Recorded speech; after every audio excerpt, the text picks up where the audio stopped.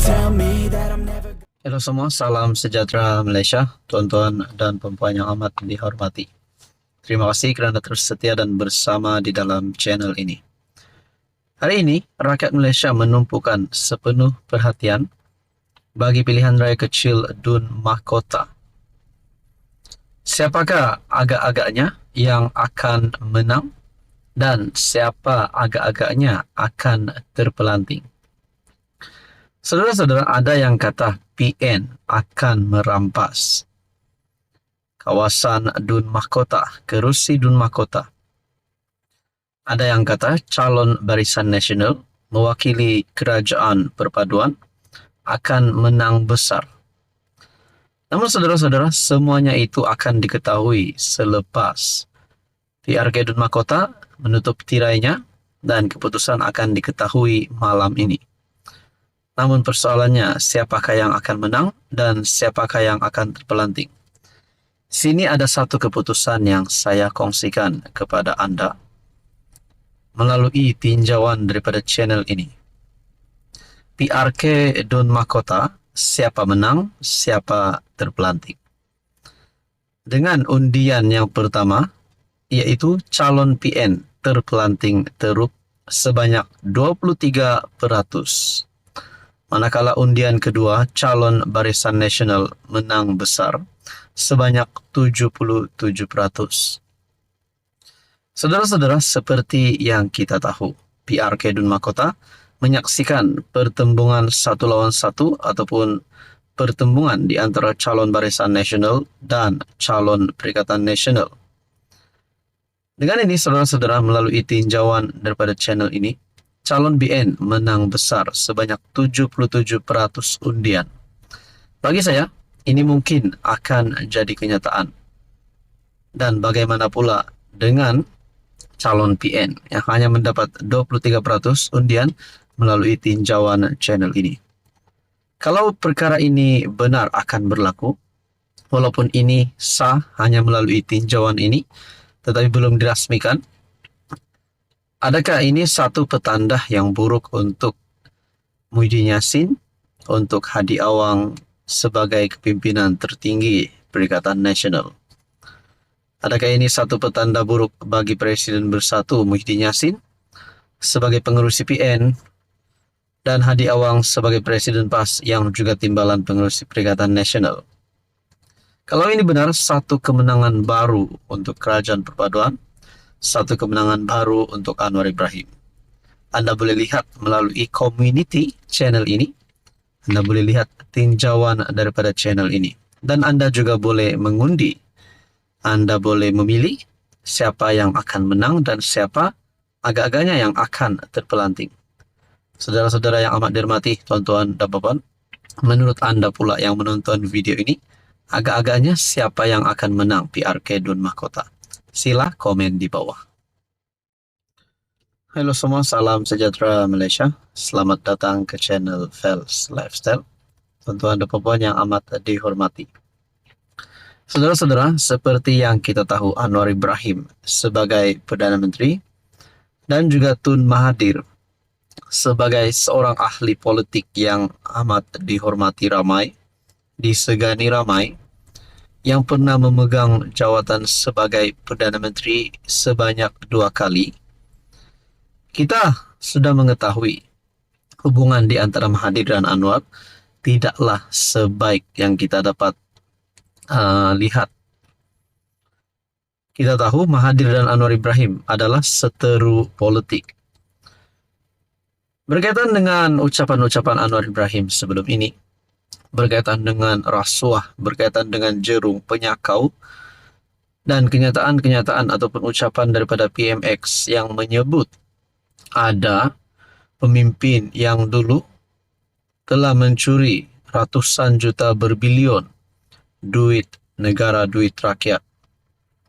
Makna kata Anwar Ibrahim menyebut ada pemimpin yang rasuah, pemimpin yang kotor dan sakau sewaktu berkuasa dulu. Namun kita sendiri tidak tahu siapakah ahli politik ataupun pemimpin tersebut. Namun saudara-saudara, ada juga yang berkata Mahathir ini memang seorang ahli politik yang sakau. Mahathir ini pernah mencuri duit negara berbilion.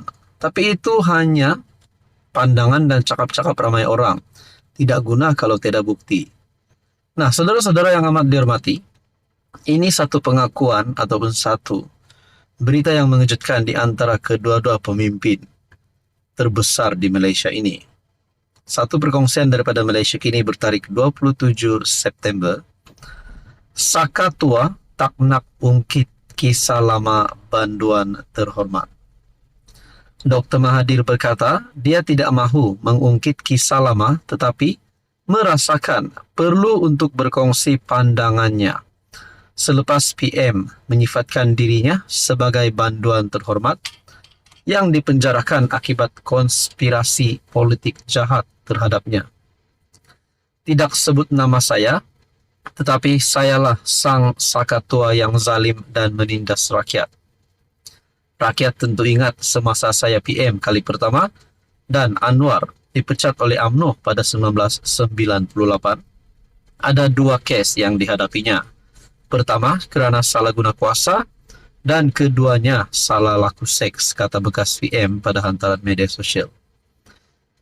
Adakah kenyataan ini akan membuatkan Anwar Ibrahim untuk melakukan tindakan terhadap Mahathir? Karena bagi saya perkara ini amat sensitif. Kita teruskan. Mahathir berkata Anwar disabitkan atas tuduhan pertama, salah guna kuasa, tetapi berjaya membatalkan sabitan tuduhan kedua, kes liwat semasa proses rayuan. Namun begitu, hakim ketika membuat keputusan membebas Anwar menyatakan bahwa mereka percaya bahwa salah laku seks itu memang benar berlaku. Mahathir merujuk hakim Mahkamah Persekutuan ketika itu, Abdul Hamid Muhammad, yang disebut peguam Anwar pada masa itu, mendiang Karpal Singh sebagai hakim yang bercanggah dengan dirinya sendiri apabila menyatakan terdapat bukti menunjukkan anak guamnya terlibat aktiviti homoseksual ketika membebaskannya. Kenyataan ini menyebabkan sesetengah pihak mengatakan Anwar bersalah atas tuduhan homoseksual, tetapi dibebaskan semata-mata atas sebab teknikal. Sedangkan itu bukanlah pendirian undang-undang yang sebenar, kata Karpal. Anwar yang menghabiskan 5 tahun dalam penjara 1999 hingga 2004 bertegas tuduhan-tuduhan tersebut direka oleh Mahathir dan pihak yang bersamanya, dakwaan yang dinafikan bekas PM. Pada hantaran DFP, Mahathir menegaskan dia bukan lagi Perdana Menteri apabila Anwar dikenakan tuduhan salah laku seksual kedua yang didakwa Anwar sebagai palsu juga.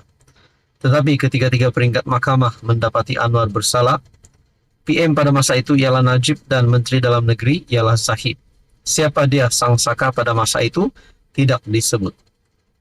Walaupun pada 2015, Anwar kecam Zahid kerana menghalang Anwar dari berjumpa dengan peguamnya dalam 16 kes sivil dan jenayah, kata Mahathir. Mahathir berkata PH yang diterajui oleh Anwar menamakan dia sebagai calon PM menjelang PRU 2018 dengan syarat dia menyerahkan jawatan itu kepada Anwar apabila dia meletak jawatan. Saya bersetuju untuk Anwar yang masih ada hanya 1 tahun dalam penjara dibebaskan. Malang bagi Anwar, kerajaan PH jatuh apabila 6 wakil rakyat bersatu dan 10 wakil rakyat PKR keluar PH. Tidak dapatlah saya serah jawatan PM kepada Anwar. Saudara-saudara yang amat dihormati, akhirnya pengakuan Mahathir ini pasti mengejutkan. Sabtu lalu Anwar membidas pembangkang yang sering menggunakan statusnya sebagai bekas banduan sebagai modal untuk mengkritik pentadbirannya. Ya, saya memang bekas banduan, tapi banduan terhormat dengan tuduhan zalim dan keji. Jadi saudara-saudara yang amat dihormati, menurut Anda, ini adalah pengakuan Mahathir yang pasti menggemparkan ramai. Tuan-tuan dan puan, berkaitan dengan ucapan Anwar sebelum ini, berkaitan dengan rasuah, berkaitan dengan pemimpin yang menyakau, agak-agaknya siapa pemimpin itu? Apa komen Anda?